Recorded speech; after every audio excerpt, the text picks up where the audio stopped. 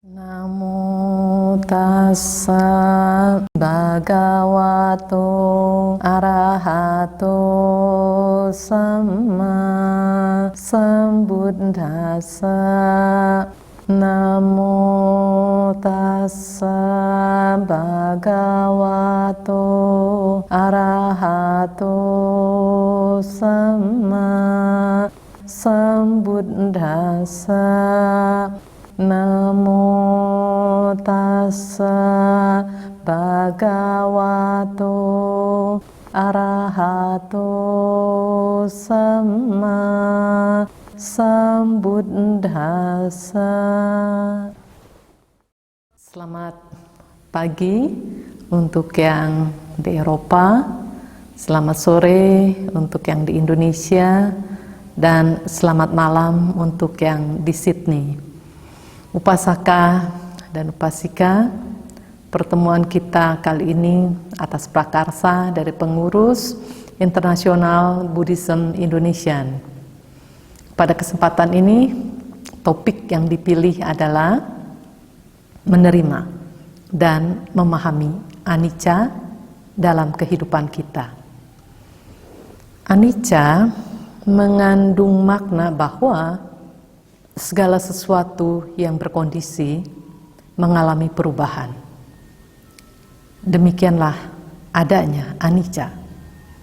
Terlepas dari tahu atau tidak tahu tentang anicca, anicca ya anicca.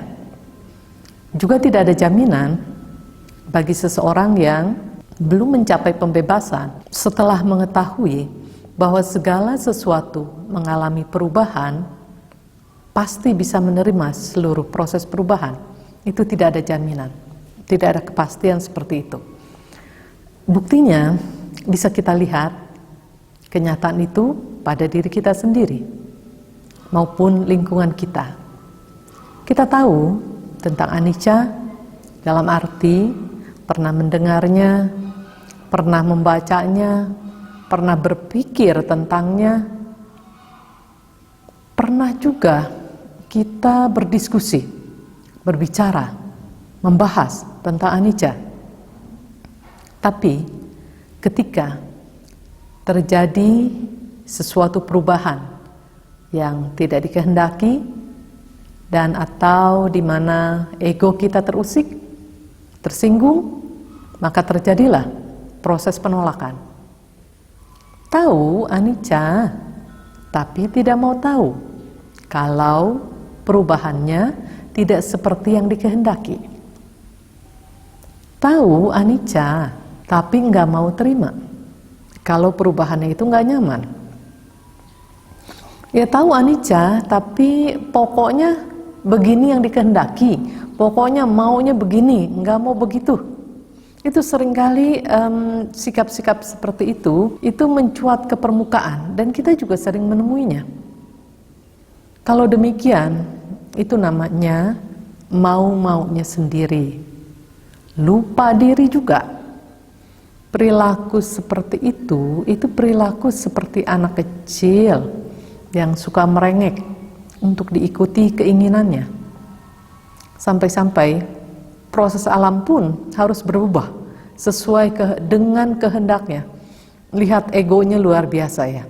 Bila kita atau ada seseorang atau orang lain yang yang berperilaku demikian, segala sesuatu yang berubah, segala sesuatu perubahan itu harus sesuai dengan kehendaknya, kelihatan sekali ego tebal dan tinggi. Maka dengan demikian terbukalah jalur derita, baik fisik maupun mental. Tahu anicca, tapi gagal paham, gagal memahaminya. Ego kelihatan, bodohnya kelihatan, sehingga semua itu menjadi salah satu peluang untuk masuknya berbagai kondisi yang mengandung derita. Jalur derita telah dibuat, maka akan bersentuhan dengan penderitaan. Daripada melakukan tindakan yang bodoh dan membawa sengsara, lebih baik Mari kita lihat dalam proses anicca itu ada peluang bagi kita. Segala sesuatu mengalami perubahan dan tunduk pada perubahan. Berarti itu ada peluang bagi kita untuk menuju yang lebih baik dan berkualitas dari kondisi yang sekarang. Jadi, mari kita lakukan sesuatu agar proses ke arah yang lebih baik dan lebih berkualitas terjadi. Karena yang dimiliki oleh seseorang yang masih putujana bukan hanya pengetahuan tentang anicca saja, tapi juga kemelekatan terhadap nafsu-nafsu keinginan, kemelekatan terhadap penolakan, dan masih banyak lagi kekotoran batin lainnya yang menjadi penghalang untuk bisa memahami dan menerima sebagaimana adanya, bahwa segala sesuatu yang berkondisi itu tidak kekal, bersifat sementara dan tunduk pada perubahan. Bayangkan bagaimana menderitanya kita dengan sikap mental yang gagal paham tentang anicca. Sedangkan kita berada dalam kondisi dunia dan kondisi dunia berada di sekitar kita. Mari kita simak tentang 8 kondisi dunia yang terdapat dalam Anguttara Nikaya kelompok 8 urutan kelima tentang dunia. Para biku, 8 kondisi dunia ini berputar di sekeliling dunia, dan dunia berputar di sekeliling 8 kondisi dunia ini. Apakah 8 itu? Untung dan rugi, kemasyuran dan kehinaan, celaan dan pujian, serta kebahagiaan dan penderitaan. Ke-8 kondisi dunia ini berputar di sekeliling dunia, dan dunia berputar di sekeliling ke-8 kondisi dunia ini. Untung dan rugi, kemasyuran dan kehinaan, celaan dan pujian, serta kebahagiaan dan penderitaan. Kondisi-kondisi ini yang ditemui oleh orang-orang adalah tidak kekal, sementara dan tunduk pada perubahan. Seorang yang bijaksana dan penuh perhatian mengetahui hal-hal ini dan melihat bahwa hal-hal ini tunduk pada perubahan. Kondisi-kondisi yang disenangi tidak menggairahkan pikirannya. Juga ia tidak mundur oleh kondisi-kondisi yang tidak disenangi. Ia telah menghalau ketertarikan dan penolakan. Hal-hal itu telah pergi dan tidak ada lagi. Setelah mengetahui keadaan yang tanpa debu dan tanpa duka cita, ia dengan benar memahami dan telah melampaui penjelmaan. Demikianlah yang tertulis di dalam Anguttara Nikaya tersebut. Upasaka dan upasika, tadi dinyatakan bahwa 8 kondisi dunia ini berputar di sekeliling dunia, dan dunia berputar di sekeliling 8 kondisi dunia ini. Setiap hari atau setiap dari kita punya dunia kehidupannya masing-masing di semesta ini. Jadi kita masing-masing punya dunianya sendiri, punya dunia kehidupannya sendiri. Dan 8 kondisi dunia ini berputar di sekeliling dunia kehidupan kita. Yang 8 tadi berkeliling, berseliweran di kehidupan kita, dan dunia kehidupan kita pun berputar-putar di sekeliling kondisi dunia tersebut. Bagi beliau-beliau yang telah menghalau ketertarikan dan penolakan, hal-hal itu telah pergi dan tidak ada lagi. Setelah mengetahui keadaan yang tanpa debu dan tanpa duka cita, dengan benar memahami dan telah melampaui penjelmaan. Upasaka dan upasika, kita bisa pelajari di sini ada persamaannya dan ada perbedaannya. Bagi yang telah mencapai pembebasan dengan yang masih putujana, persamaannya adalah sama-sama 8 kondisi dunia ini berputar di sekeliling kehidupan, dan kehidupan yang sedang dijalani pun berputar di sekeliling kondisi dunia ini. Itu persamaannya. Perbedaannya, yang telah mencapai pembebasan tidak terpengaruh oleh 8 kondisi dunia. Namun, bagi kita yang masih putujana, menyentuh dan menolak 8 kondisi dunia. Menyentuh maupun menolak, tetap melakukan cengkraman atau genggaman terhadap 8 kondisi dunia tersebut. Bagi yang masih putujana, 8 kondisi dunia ini yang adalah tidak kekal, bersifat sementara dan tunduk pada perubahan, dijadikannya sebagai objek yang dapat membangkitkan gejolak emosi dan derita. Bagi orang yang bijaksana, 8 kondisi dunia ini dijadikan sebagai objek, tapi sebagai objek latihan untuk melepaskan ego dan mencapai apa yang perlu dicapai hingga tercapainya pembebasan sejati. 8 kondisi dunia berkaitan dengan untung dan rugi, kemasyuran dan kehinaan, celaan dan pujian, serta kebahagiaan dan penderitaan. Itu yang ada di sekitar kita. 8 itu ada di sekitar kita, dan kita pun ada di sekitar 8 itu, 8 kondisi itu. Munculnya segala sesuatu yang berkondisi tentu ada sebabnya. Itu seringkali kita dengar, kita sudah ketahui sejak lama. Nah, pada kesempatan ini mari kita ingat hukum sebab musabab yang saling bergantungan terdapat di dalam Samyutta Nikaya.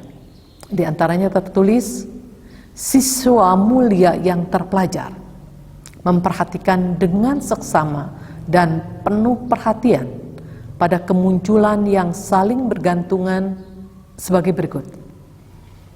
Jika ini ada, maka muncul itu.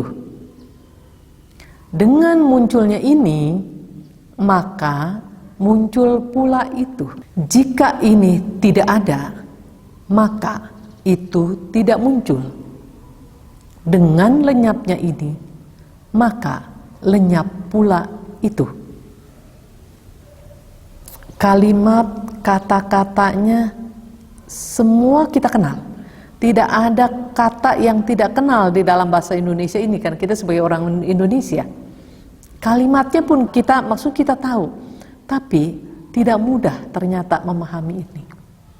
Namun, bagi orang yang kebijaksanaannya cukup, kalimat ini bisa membuat orang mencapai tingkat kesucian.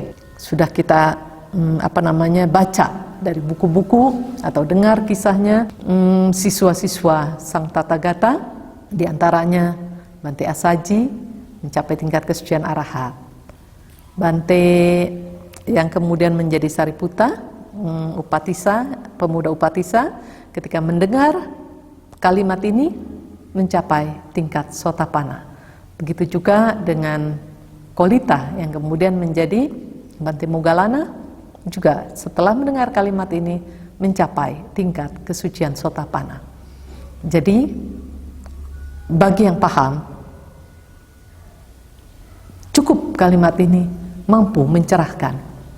Bagi yang tidak paham, seperti halnya kita yang masih pada putujana, kalimat ini mungkin ada yang menjadi bingung, karena ada ini, itu, muncul, lenyap, tidak ada, dan ada, kan begitu ya. Jadi diulang ya, jika ini ada, maka muncul itu. Jadi kalau ada ini, itu muncul. Dengan munculnya ini, maka muncul pula itu. Jika ini tidak ada, maka itu tidak muncul. Dengan lenyapnya ini, maka lenyap pula itu. Nah, upasaka dan upasika. Sekarang kita masuk ke dalam kondisi dunia yang diantaranya berkaitan dengan untung dan rugi. Kita masukkan ke dalam format ini. Jika ada penyebab keuntungan, maka keuntungan itu muncul. Dengan munculnya keuntungan, maka muncul perolehan.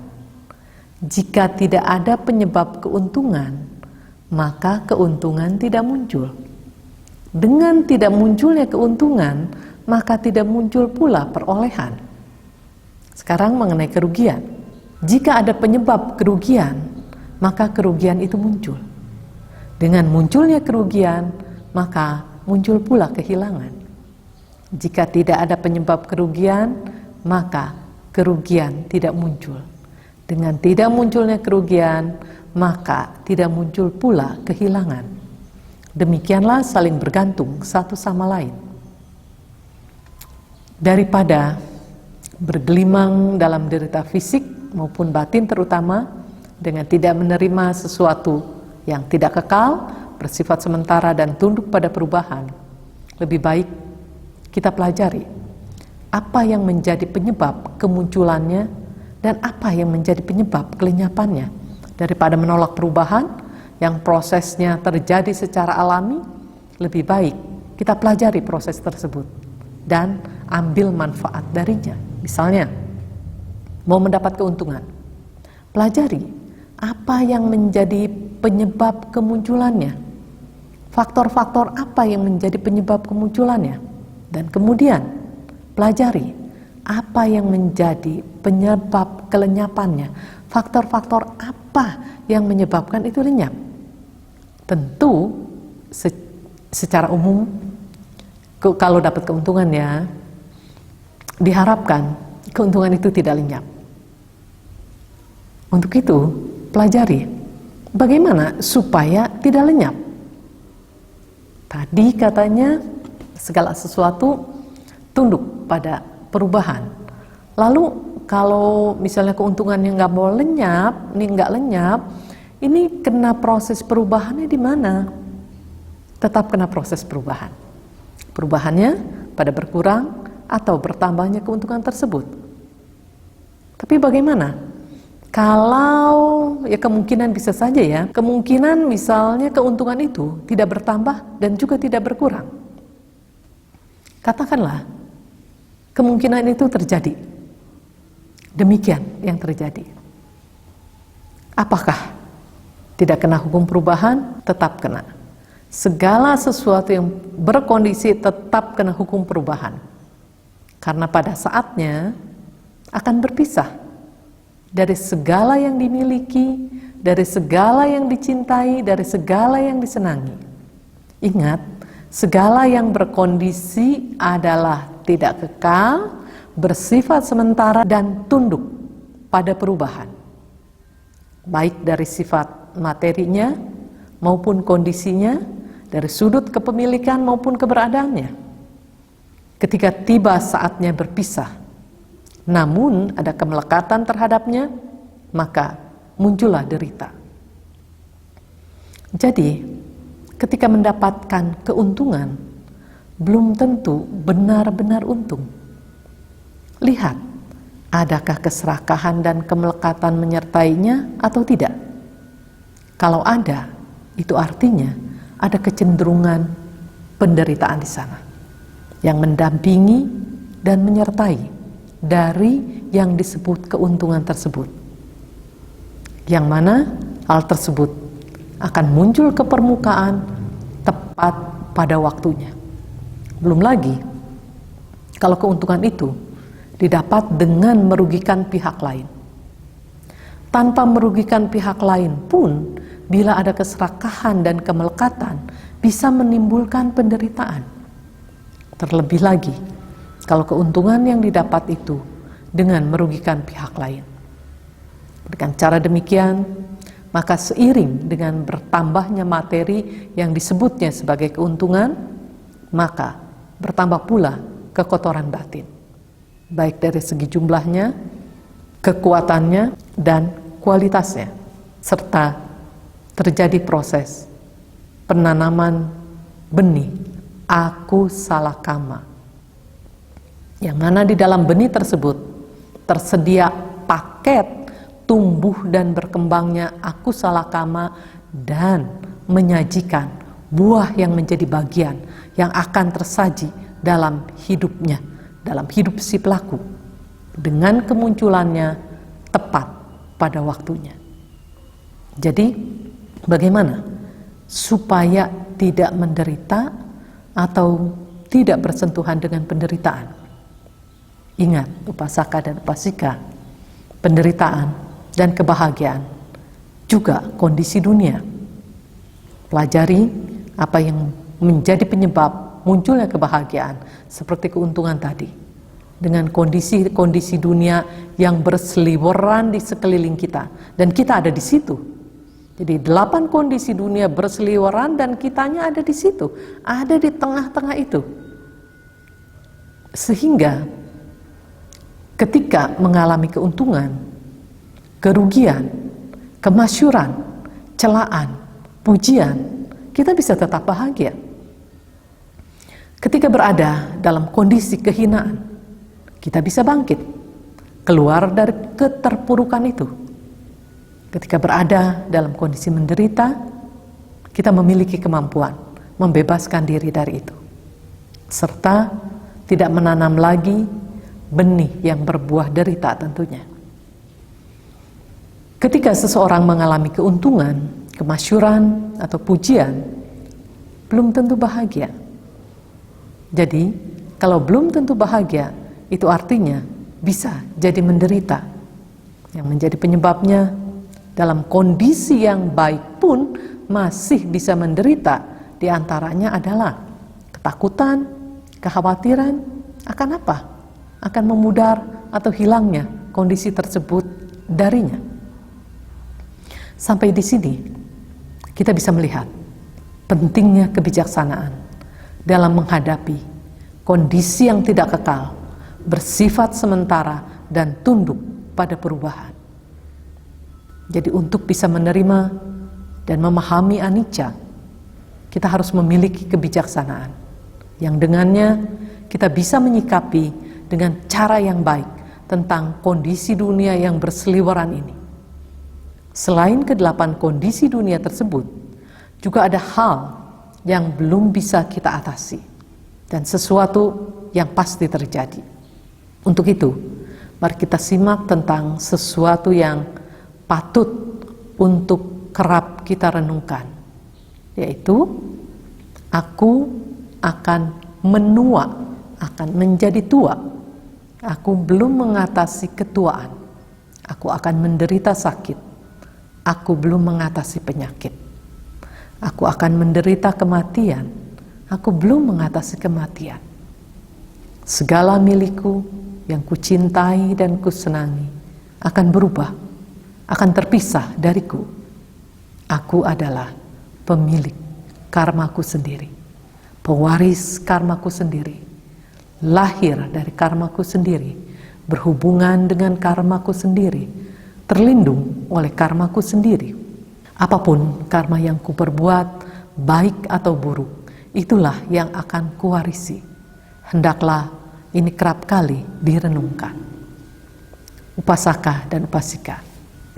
Untuk proses penuaan, sakit, kematian, perubahan dan terpisah dari segala yang dimiliki, dicintai, dan disenangi, bagi para putujana masih belum bisa mengatasi. Namun, walaupun proses itu tetap berlangsung, seseorang bisa saja batinnya tidak menderita. Belum bisa mengatasi itu, tetapi bisa mengkondisikan batin untuk tidak menderita ketika menghadapi itu. Bagaimana caranya? Di antaranya, dengan menerima kondisi tersebut, melakukan pencegahan dari hal-hal yang menyebabkan akan terjadinya penyakit yang kondisinya memang masih bisa dicegah. Melakukan pengobatan yang sesuai bila kondisi penyakit itu tidak bisa dihindari, dan tentu dengan tidak melekati semua itu. Sekarang mari kita simak yang berikutnya, yang tadi aku adalah pemilik karmaku sendiri, pewaris karmaku sendiri, lahir dari karmaku sendiri, berhubungan dengan karmaku sendiri, terlindung oleh karmaku sendiri. Apapun karma yang kuperbuat, baik atau buruk, itulah yang akan kuwarisi. Dari sini kita bisa berpikir bahwa sepatutnya kita tidak pasif, bahkan sepatutnya kita aktif, karena ada sesuatu di mana kita mempunyai hak untuk memilih dan menentukan. Dan itu memang tidak bisa dilakukan oleh orang lain, oleh apapun, oleh siapapun. Yaitu karma macam apa yang kita mau miliki. Mau mewarisi karma seperti apa? Mau lahir dengan membawa karma seperti apa? Mau berhubungan dengan karma yang macam apa? Semua itu kita yang memilih dan kita yang menentukan. Karma apapun yang kita lakukan, itu menjadi milik kita. Kita bawa-bawa dan mengikuti kita terus. Maka disebut kita adalah pewarisnya yang tunggal dari karma-karma yang telah kita lakukan.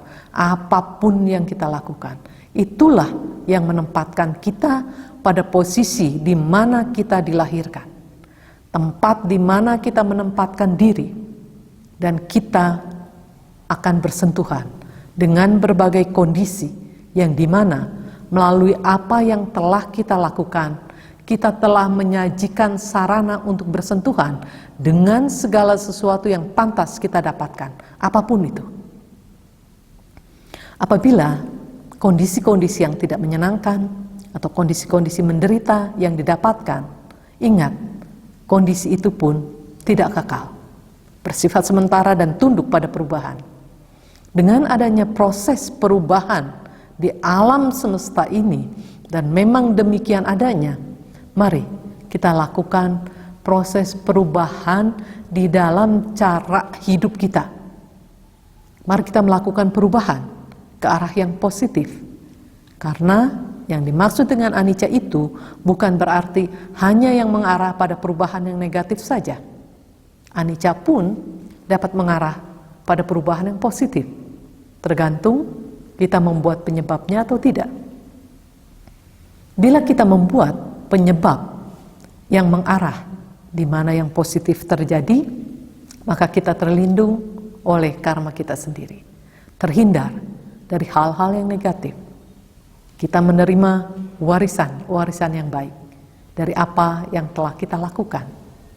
Tindakan kita menjadi penentu di mana kelak kita akan terlahir kembali. Ingat, tindakan kita menjadi penentu itu. Menjadi penentu apa yang akan didapatkan. Menjadi penentu apa yang akan kita hadapi kelak kemudian hari di kehidupan ini maupun di kehidupan-kehidupan berikutnya. Menjadi penentu apa yang akan terjadi. Itu semua tergantung tindakan kita. Terlihat jelas kalau kita ini pikir-pikir ya, memiliki power yang begitu hebatnya, begitu kuatnya, dan begitu dahsyatnya. Bila power itu yang dengan segala kehebatan dan kekuatan serta kedahsyatannya mengarah pada hal yang negatif, maka tidak heran mengalami kesulitan dalam hidup dan kehidupan. Sulitnya menemukan cara dan menuju jalan keluar dari samsara. Sulitnya menuju akhir derita, bahkan berkubang dalam derita. Bertanya dan terus mencari di mana bahagia bisa didapatkan. Yang memperparah keadaan bila mencari bahagia dengan cara yang salah, dengan cara mengail lagi penderitaan yang baru, gak ada habis-habisnya. Dari derita yang lama melahirkan derita yang baru, terus menghadirkan penderitaan, ratapan, kesakitan, kesedihan, dan keputusasaan, dan memunculkan seluruh rangkaian penderitaan. Menyedihkan kehidupan yang demikian, menyedihkan kehidupan dalam samsara. Namun, bila power itu yang dengan segala kehebatan dan kekuatan serta kedahsyatannya mengarah pada hal yang positif, maka bukan hal yang tidak mungkin dan tidak mengherankan kalau kita dari putu jana atau siapapun dari putu jana bisa mencapai kesucian, bahkan sampai tingkat yang tertinggi, yaitu tingkat arahat. Bukan kesulitan lagi untuk keluar dari samsara.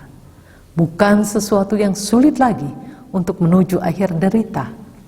Bukan sesuatu yang sulit lagi untuk mencapai kebahagiaan sejati. Bukan sesuatu yang sulit untuk merealisasi nibbana. Yang mana yang menjadi tujuan dari Dhamma itu ditemukan. Yang menjadi tujuan Dhamma itu untuk dibabarkan. Bila kita belum mencapai itu, artinya kita belum menggunakan sepenuhnya power yang ada untuk mengarah ke sana. Bisa dibilang masih main-main di pantai seberang sebelah sini. Mari kita berhenti bermain-main di pantai seberang sebelah sini. Mari kita melakukan tindakan perubahan. Dan mari kita berusaha untuk mencapai pantai seberang. Para upasaka dan upasika, demikianlah apa yang dapat saya sampaikan pada kesempatan ini kepada panitia yang diwakili oleh Ibu Mudita yang telah mengundang. Kami sampaikan terima kasih atas undangannya dan perhatiannya, dan hendaknya apa yang barusan disampaikan dapat membawa manfaat, dan kita harap semoga semakin hari kita semakin maju mengarah pada menuju akhir derita, dan semoga semua makhluk hidup berbahagia. Sabbe sata bhavantu sukhi tata.